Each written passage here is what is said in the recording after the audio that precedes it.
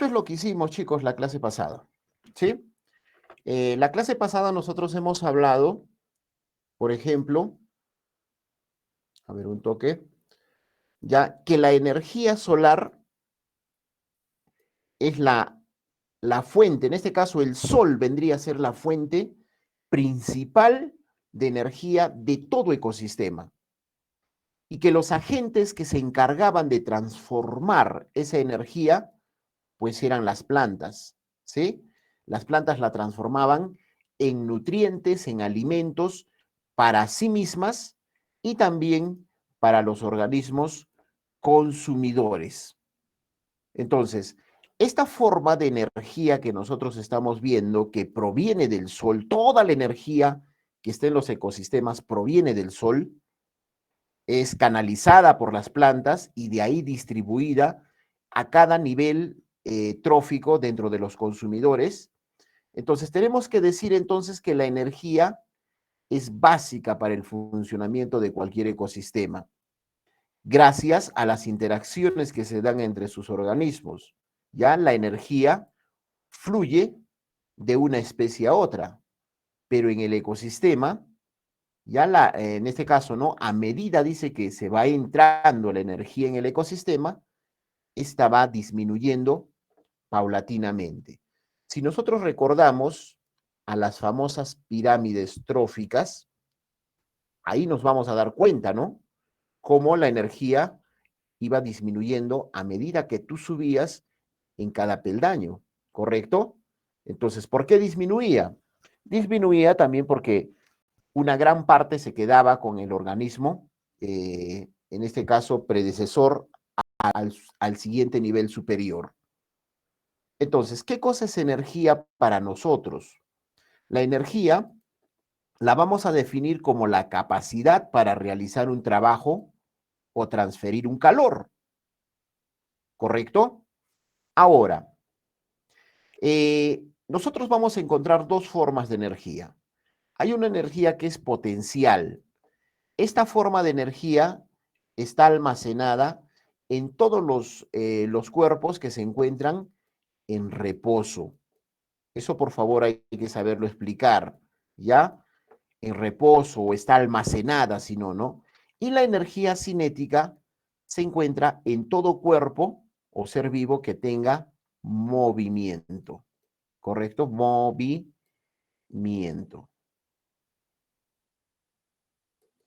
Entonces, eso no vas a olvidarte.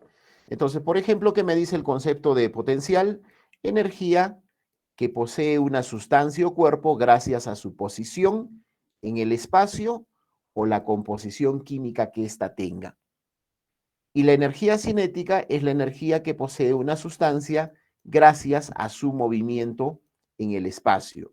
Estas formas de energía nosotros las vamos a encontrar de diversas formas en el ecosistema. Por ejemplo, en forma de energía mecánica, en forma de energía calorífica, en forma de energía eléctrica o en forma de energía química. ¿Pueden haber otras formas de energía? Sí. Acá tienes un claro ejemplo, ¿no? La flecha, por ejemplo, en reposo, tiene fuerza interna. Esa es la energía potencial. Pero cuando se suelta, por ejemplo, el ligamento del arco, la flecha sale disparada, entra en movimiento. O sea que la energía potencial que estaba almacenada se convierte en cinética. Entonces, aquí tenemos otro ejemplo, ¿no? Por ejemplo, veamos esta pelota que la tenemos en alto, ya en un lugar alto, se encuentra en reposo. Cuando la pelota esté en reposo, tiene energía potencial y no existe energía cinética o la energía cinética no se manifiesta aún, ¿no? Pero cuando esa pelota, por ejemplo, es empujada, entonces, ¿qué va a pasar? Empieza a rodar. Vamos a decir que la pelota entra a tener energía potencial, la pelota tiene energía potencial, pero esa energía potencial se está convirtiendo en energía cinética. Va a llegar un momento en que la pelota opte por una gran cantidad de movimiento donde la energía potencial desaparece. La pelota, su energía potencial es menos y la que prevalece es la energía cinética. Ahora, profesor, ¿podrá convertirse la energía cinética nuevamente en potencial? Claro que sí, si es que la pelota nuevamente entra en estado de reposo, ¿correcto? Energía, ejemplos, por ejemplo, de energía potencial la vamos a encontrar almacenada en los combustibles, en la madera, por ejemplo, ¿ya?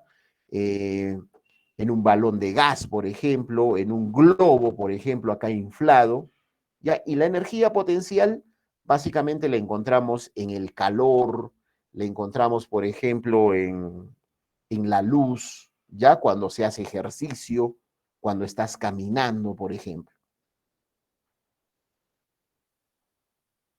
¿Cuáles son las leyes de la termodinámica que nos hablan o nos explican cómo la energía se comporta en el ecosistema? Son tres. La primera ley nos habla acerca de la ley de la conservación de la energía. Voy a ser preciso en esta parte. Mira lo que me dice. La energía no se crea ni se destruye, solo puede cambiar de una forma a otra. Esta ley la hemos visto, por ejemplo, en la ley de la conservación de la materia y también de la energía, que nos dice eso, ¿no? Que la energía y la materia no pueden crearse ni destruirse, mas al contrario permanecen constante en el universo, solo pueden cambiar, transformarse, mas no, en este caso, ni crearla ni destruirla. Entonces, hay que saber explicar nosotros que la energía puede agregarse a un sistema exterior, o a lo que nosotros vamos a llamar alrededores. Si yo, por ejemplo, pongo un vaso de agua hirviendo, entonces el calor que va a tener ese vaso de agua hirviendo se va a disipar al medio ambiente. Creo que es entendible eso. En la segunda ley me habla acerca de la ley de la entropía o degradación de la energía. Entonces, ¿qué dice acá? Cuando la energía se transfiere o se transforma, hay pérdida de energía en forma de calor. Entonces, yo puedo asemejar esto, por ejemplo, al ejemplo que les di hace instante, ¿no? Observemos aquí la imagen. Cuando se transfiere energía de un nivel a otro nivel, siempre va a haber pérdida de energía en forma de calor. Siempre, ya sea por transferencia o cuando la energía se transforma. Por ejemplo, la energía eléctrica la podemos transformar en energía calorífica en nuestra plancha. ¿Ya? Mientras va calentando nuestra plancha, ya se está disipando forma energía calorífica hacia el medio ambiente. O cuando tú te alimentas, ¿no? Cuando tú te alimentas también ocurre lo mismo. ¿Qué ocurre cuando te alimentas? Por ejemplo, cuando uno se alimenta, dice, ¿no? A medida que la energía es transferida en forma de alimento, el organismo degrada esa energía en forma de calor. ¿Acaso no sudamos? ¿Acaso no transpiramos? ¿Acaso no generamos gases, por ejemplo? Esa es una forma de explicar la ley de la entropía. Hay una tercera ley que ya la conoces, que es la famosa ley del diezmo ecológico. ¿Qué cosa nos dice esta ley? Esta ley nos propone o nos dice lo siguiente: solo el 10% de la energía fijada en un nivel trófico es utilizado por el siguiente nivel. ¿Correcto? Entonces, ¿qué significa esto? Que del 100% de energía capturada, el organismo usa el 90%. Un ratito, por favor.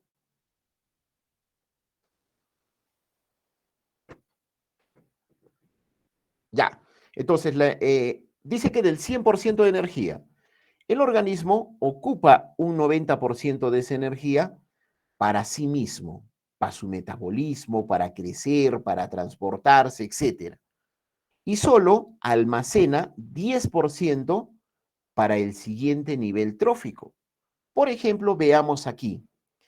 No te guíes de estos números. Si yo tengo, por ejemplo, acá la alfalfa, que me ha adquirido 1000 calorías, ¿correcto? Entonces, ¿cuánto va a transferir al siguiente nivel?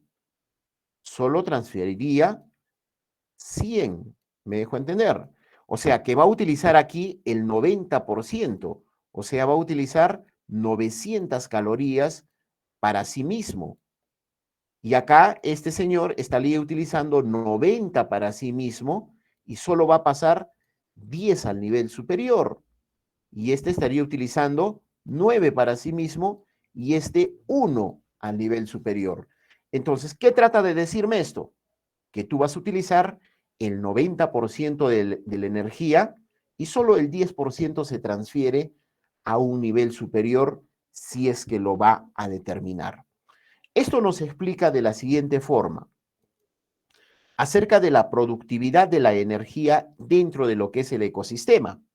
Aquí, por favor, hay que saber explicar que vamos a tener, según tu libro, nos habla de una producción primaria, pero esa producción primaria hay que saberla entender de la siguiente forma.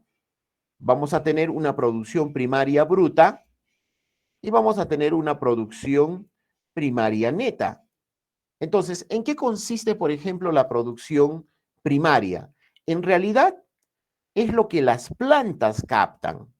Las plantas al captar la energía solar, ellas son las que canalizan. No hay otro ser vivo que canalice la energía solar. Entonces, cuando tú hablas de la producción primaria bruta, me estás haciendo referencia a la energía asimilada por los productores, ¿correcto?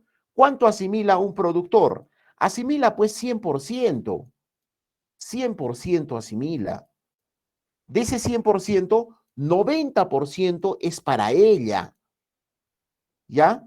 Y en la producción primaria neta me dice, por ejemplo, que es la energía que queda disponible en los productores. Entonces, acá, por ejemplo, aquí vamos a hacer la producción, en este caso voy a borrar esto. Aquí está el 100%. Acá está todo lo que es la biomasa, si queremos decirle. Acá está la biomasa, lo que se va a juntar producto de lo que viene a ser en este caso la fotosíntesis. Entonces, la energía que le queda disponible al productor le va a quedar el 90%, a él le queda un 90% y solo destina un 10% para el nivel superior. Y aquí vamos a hablar de producción secundaria bruta y de una producción secundaria neta. Entonces, lo mismo, ¿no? Esta es la energía asimilada por el herbívoro. ¿Cuánto asimila el herbívoro? El 10%. Para él equivale a lo que es el 100%. Para él equivale a lo que es el 100%. Ay, perdón, ese cero horrible me ha salido. Entonces le vamos a colocar acá. Entonces aquí va a ser el 100% de energía. ¿Correcto? Nuevamente, de este 10% le significa el 100% para él. ¿Cuánto utiliza? El 90%. ¿Cuánto dispone para el siguiente nivel? Solo el 10%. A eso nosotros le vamos a llamar producción bruta o peso neto también le llaman. ¿Alguna pregunta, por favor, hasta aquí? Jóvenes, ¿alguna consulta? No. Ninguna, profe. Listo, muchachos. Entonces, gracias, Sofía, también. Entonces, veamos, por favor, esto es muy importante saberlo. Ya hay que saber identificar la producción primaria neta, producción bruta, que es el 100%, es la biomasa por la fotosíntesis. La producción primaria neta es con la que se queda, en este caso, la planta para sí misma, y el 10% que va a disponer para el siguiente nivel trófico. Vamos a continuar entonces. Ahora vamos a hablar acerca de lo que son los ecosistemas. Recordamos, por favor, rápidamente que dentro de un ecosistema nosotros vamos a tener dos componentes. ¿Cuáles eran? ¿Me hacen recordar? ¿Te acuerdas de la biocenosis? Los seres vivos y los no vivos. Muy bien. Los seres vivos y los no vivos, ¿no es cierto? Acá tenemos la biocenosis, que son los seres vivos. Ya vamos a tener aquí a los famosos seres vivos, ¿no? Ya, ahí los tenemos. Y al otro lado vamos a tener el biotopo. Ya, ahí vamos a tener a lo que es el biotopo. Ahora, este es el medio ambiente. El medio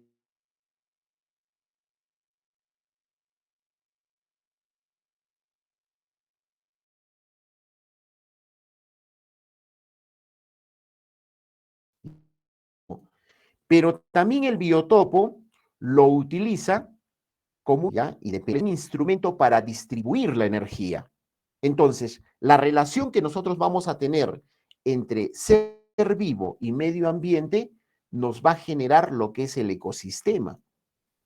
Tú cuando combinas biotopo y biocenosis, me estás hablando de un ecosistema. Es como una ecuación, si queremos decirlo.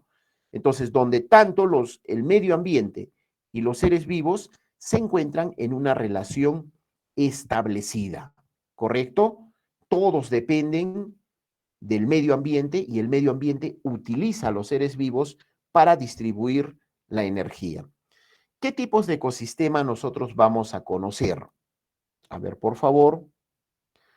Por ejemplo, veamos aquí. Hay ecosistemas denominados naturales. ¿Por qué son naturales? Porque no están intervenidos por el hombre. Esa es la condición. Profesora, ¿hay ecosistemas que no son intervenidos por el hombre? Claro que sí.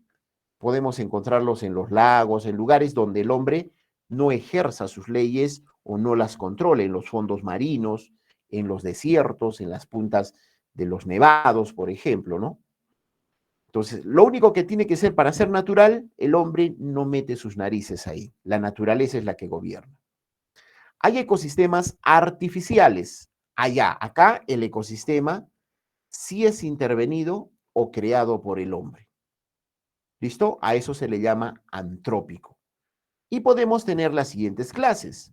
Ecosistemas artificiales maduros, ¿ya? Ecosistemas artificiales maduros que parecen más o menos en un estado general natural, pero en realidad no lo son. Por ejemplo, si nos vamos nosotros a la reserva de Aguada Blanca, acá arriba, Salinas y Aguada Blanca, es un ecosistema artificial, eh, podemos decirle maduro, que es intervenido por el hombre. ¿Correcto?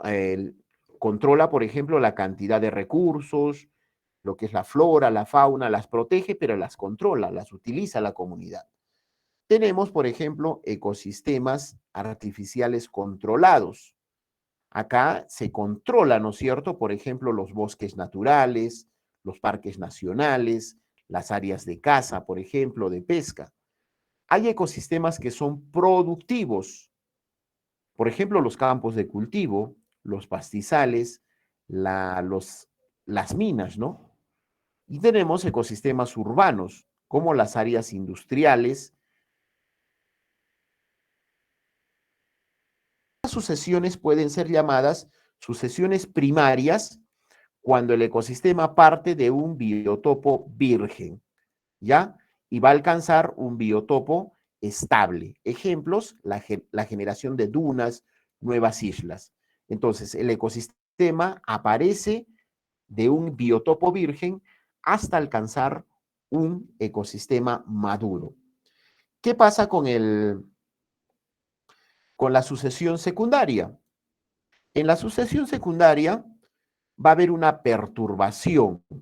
Puede ser, por ejemplo, incendios, inundaciones, plagas, talas de árboles, generación de cultivo, ¿no?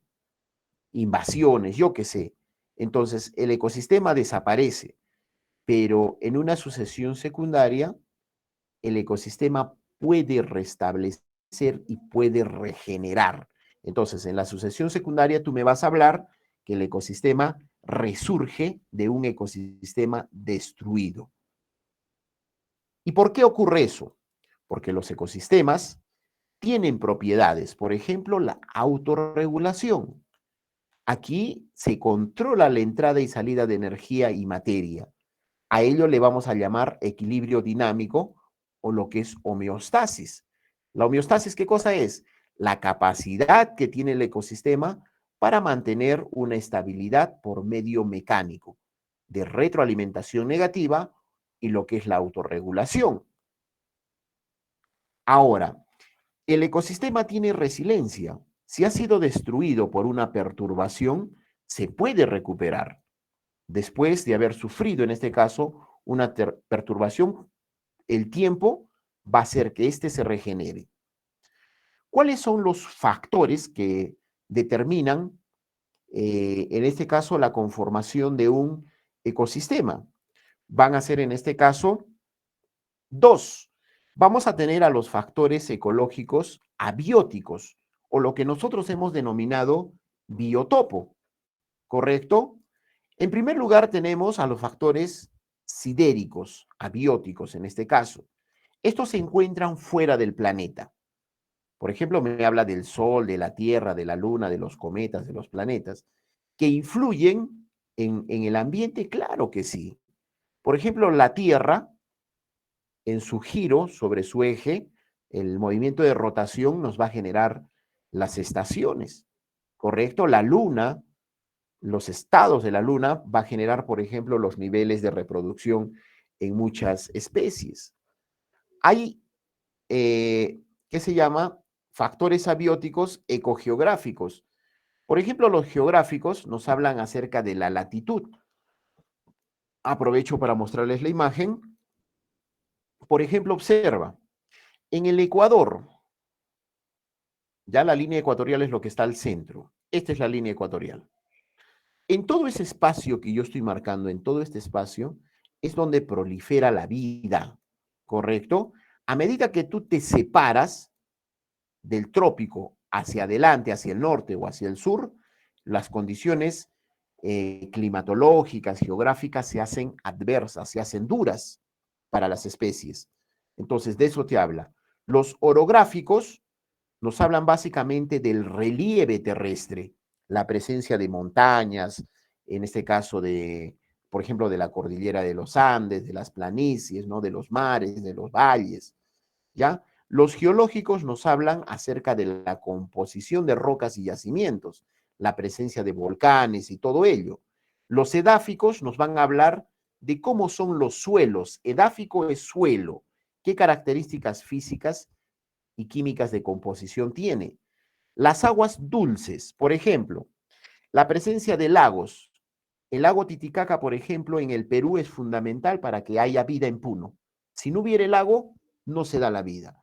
Los ríos, por ejemplo, condicionan la presencia de ciudades, de valles, por ejemplo. Los oceanográficos nos hablan acerca de las corrientes marinas, la profundidad que éstas van a tener, las temperaturas que van a emanar. Ciudades o ecosistemas cerca a los océanos son completamente distintos a ecosistemas lejanos a un océano. El clima es la manifestación de los efectos de los fenómenos atmosféricos. En Arequipa estamos viviendo un tiempo determinado atmosférico, que es tiempo de lluvias. También existen acá los factores físicos y químicos.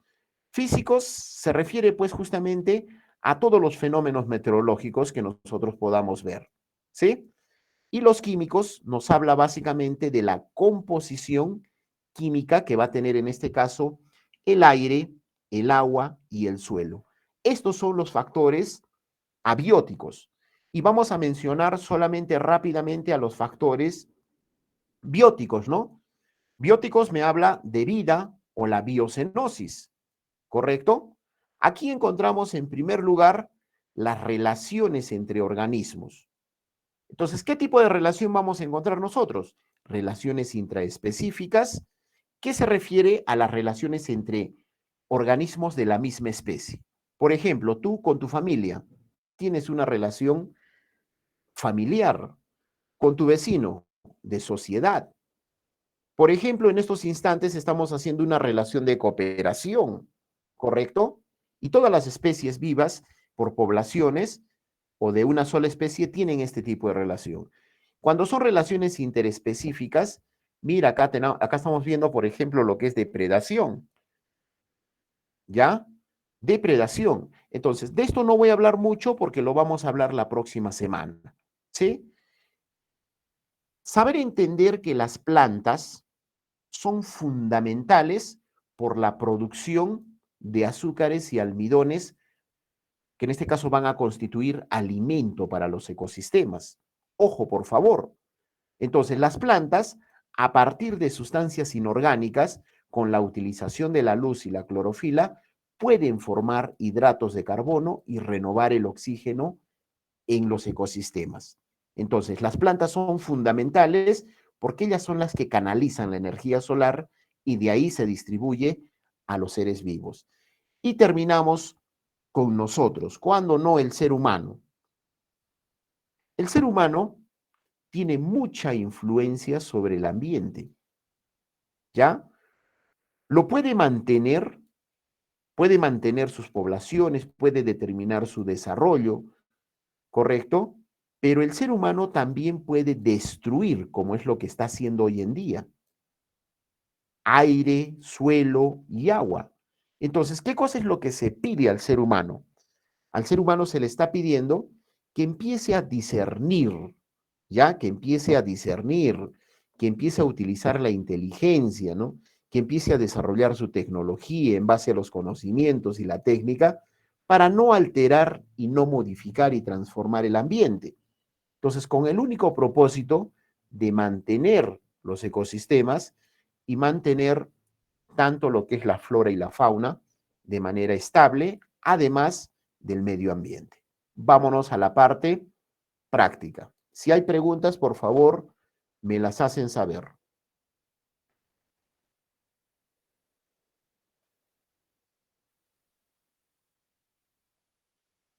Todo claro, profe. A ver, dígame, por favor, disculpa. No, solamente decía que todo claro, profesor. Ok, Jimmy, gracias. Sí, profesor, no hay preguntas. Listo. A ver, gracias. Vamos a conversar ahora acerca de algunas preguntas que tenemos en la práctica. Esperemos a que cargue. Siempre se les va a invitar, por favor, a esa pregunta contextual de lectura que tenemos, darle revisión. Ya no voy a poder ejecutar ella porque el tiempo es el que nos va a matar. Entonces, veamos. Entonces, acá tienes una lecturita. ¿Dónde está? Aquí está, ecosistemas. Y nos está hablando básicamente de los ecosistemas del Perú. Y por favor, a leerla. Vamos a la pregunta 3.9. Dice, relacione cada ejemplo presentado con el tipo de energía. Y marque la respuesta correcta.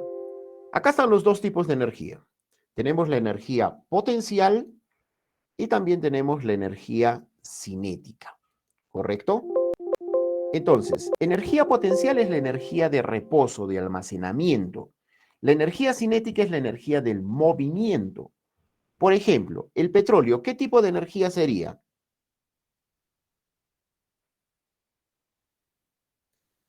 Potencial. A ver, Potencial. potencial, ¿no es cierto? Porque se está almacenando energía en ese cuerpo, en ese combustible. Entonces, la leña y el gas, que también serían combustibles, van a almacenar energía potencial. La luz y el calor, por el contrario, van a ser energías del tipo cinético. La luz no es más que el flujo o movimiento de electrones. El calor es movimiento de moléculas por aumento de temperatura, ¿correcto? Entonces, aquí nosotros vamos a marcar, por ejemplo, la B, ¿no es cierto?, como respuesta correcta. Una forma de energía potencial también sería, por ejemplo, una represa de agua, el almacenaje de agua. ¿Cuándo se convierte, por ejemplo, en energía potencial? Cuando tú abres la compuerta y dejas caer el agua o que fluya. Se convierte en energía cinética. Solo para aclarar. 40. Dice lo siguiente. Todos los ecosistemas necesitan una fuente de energía que fluya a través de distintos componentes. Pregunta, ¿cuál es la primera y principal fuente de energía de un ecosistema? El sol. El sol. Todos estamos con el sol, ¿correcto? Sí, El profe. sol es la principal fuente de energía que tenemos, ¿correcto? Ahí no va a haber discusión. Un ratito, por favor. Ya está. El sol, ¿no? Entonces, las plantas son los canalizadores o los productores que vamos a llamar. Y de ahí se va a llegar hacia lo que vienen a ser, en este caso, los consumidores. Vamos a la 41. Marcamos verdadero o falso respecto a lo que vienen a ser, en este caso, las leyes que gobiernan el flujo energético. Dice aquí, la primera ley afirma que la energía puede transformarse en una clase u otra, pero no puede destruirse. ¿Verdadero o falso? ¿Verdadero? Verdadero. ¿Qué me dice la primera ley? Ley de la conservación de la materia, perdón, de la energía. ¿Sí? Tú no puedes crear ni destruir energía. La segunda ley afirma que al pasar de una forma, perdón, la segunda ley afirma que al pasar de una forma de energía a otra, hay pérdida de energía en forma de calor. ¿Verdadero o falso? Cuando se transfiere energía, ¿hay pérdida de energía en forma de calor? Verdadero. Verdadero. Esa es la ley de la entropía, ¿no es cierto? Vamos a la otra. Me dice, la vida en la Tierra depende del Sol, de la energía solar, que llega a la superficie terrestre y queda a disposición de los seres vivos. También Verdadero. esto es verdad. Verdadero. Y Verdadero. vamos a la última, dice, solo el 10% de energía fijada en un nivel trófico es utilizada por el siguiente nivel. Verdadero. Verdadero. Verdadero, recontra verdadera. Entonces, aquí, por ejemplo, se va a plasmar esa pregunta. Observa que entonces mis respuestas son todas verdaderas.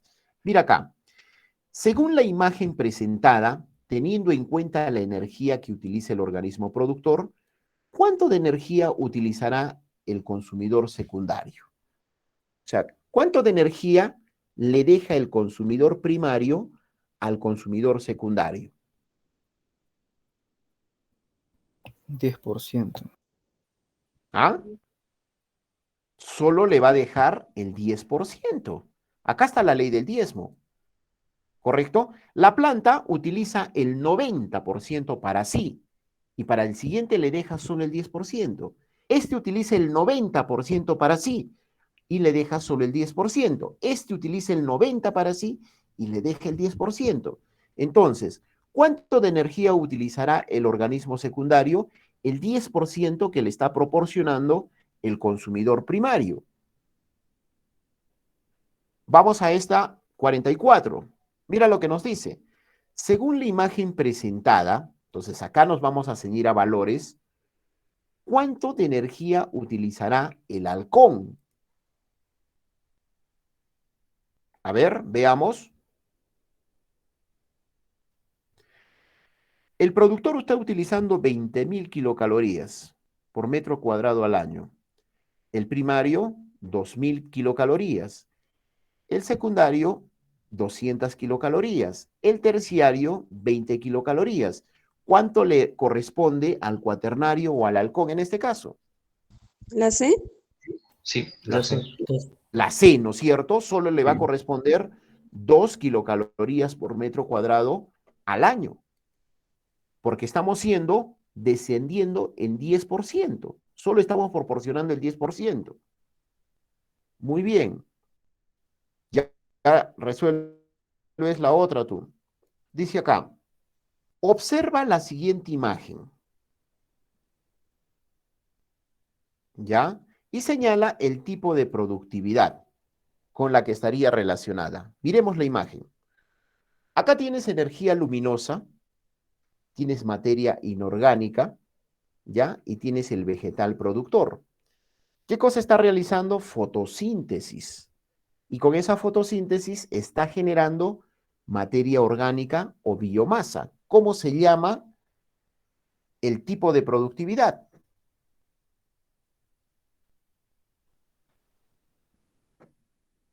Productividad bruta. A ver, ¿qué dicen los demás?